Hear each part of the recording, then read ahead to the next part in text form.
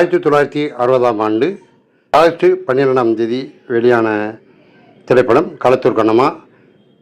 களத்தூர் கண்ணம்மையில் நடித்திருந்த சிறுவன் ஒருவன் அனைவருடைய கவனத்தையும் கவர்ந்தான்.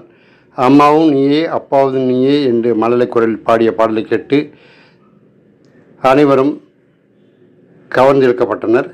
அதே சிறுவன் அதன்பின் மாணவன், அரங்கேற்றம், மூன்று முடிச்சு, அபரோசர்கள், செயலாளவன், தசவாதரம் என்று பல திரைப்படங்களில் நடித்து மேக்கப் மேனாகவும் நடன கலைஞராகவும் கதாசிரியராகவும் வளர்ந்தவர் நடிகர் உலக நாயகன் என்று கூறப்படும் கமலஹாசன். அவருடைய 65 ஆண்டு திரையுலகில் நிறைவு நாள் இன்று. எனவே அவரை பற்றிய சில தகவல்களை நாம் அறிந்து கொள்வோம். கமல்ஹாசனை பற்றி. கமல்ஹாசனின் ஆரம்ப பள்ளி படிப்பு பரமக்குடியில் தொடங்கியது.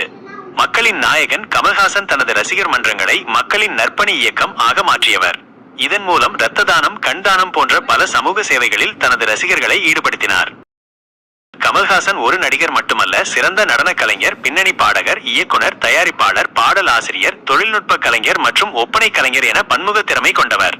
மொழிகள் தமிழ், தெலுங்கு, மலையாளம், கன்னடம், இந்தி, ஆங்கிலம், பெங்காலி மற்றும் பிரெஞ்சு உட்பட 8 மொழிகளை சரளமாக பேசும் திறன் கொண்டவர். 1900